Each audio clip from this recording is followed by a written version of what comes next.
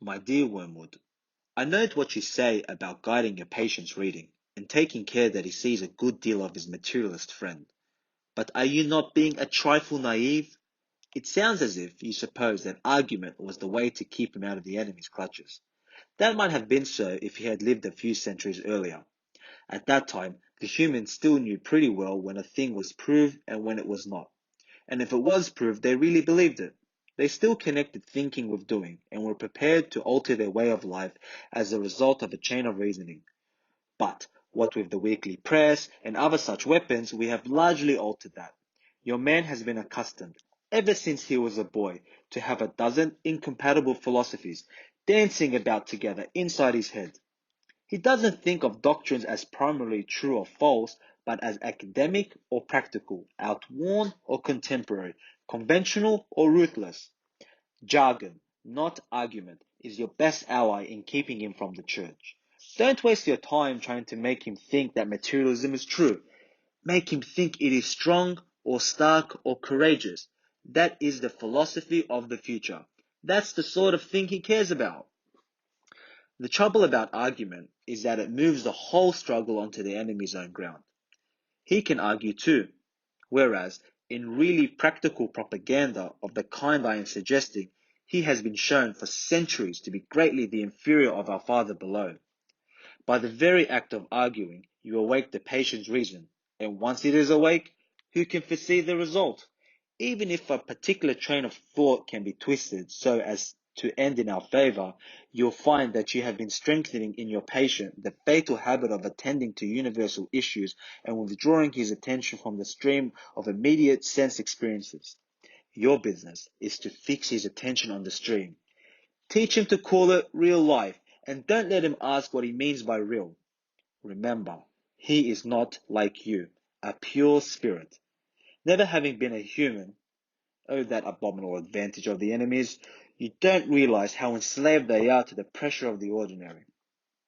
I once had a patient, a sound atheist, who used to read in the British Museum. One day, as he sat reading, I saw a train of thought in his mind beginning to go the wrong way. The enemy, of course, was at his elbow in a moment. Before I knew where I was, I saw my 20 years' work beginning to totter. If I had lost my head and began to attempt a defense by argument, I should have been undone. But I was not such a fool. I struck instantly at the part of the man which I had best under my control and suggested that it was just about time he had some lunch. The enemy presumably made the counter-suggestion. You know how one can never quite overhear what he says to them? That this was more important than lunch.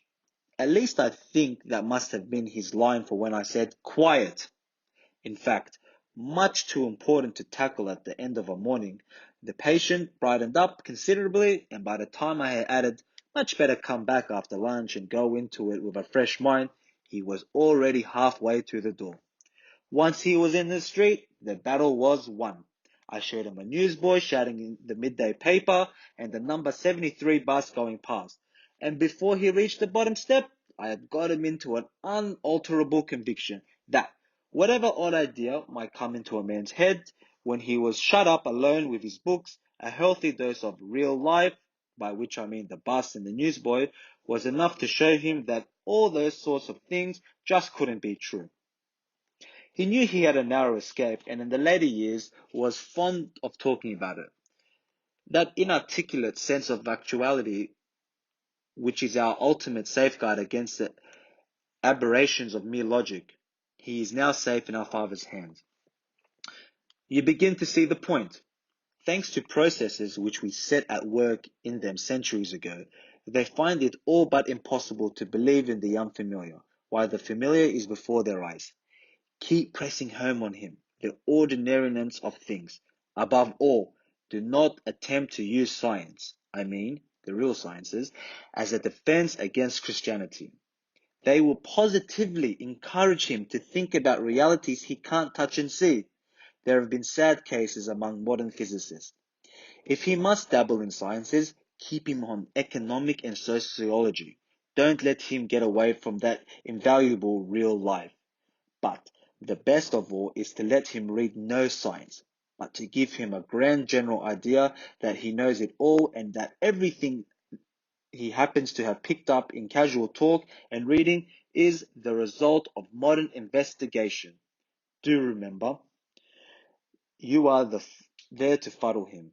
From the way some of you young friends talk, anyone would suppose it was our job to teach. Your affectionate uncle, Screwtape.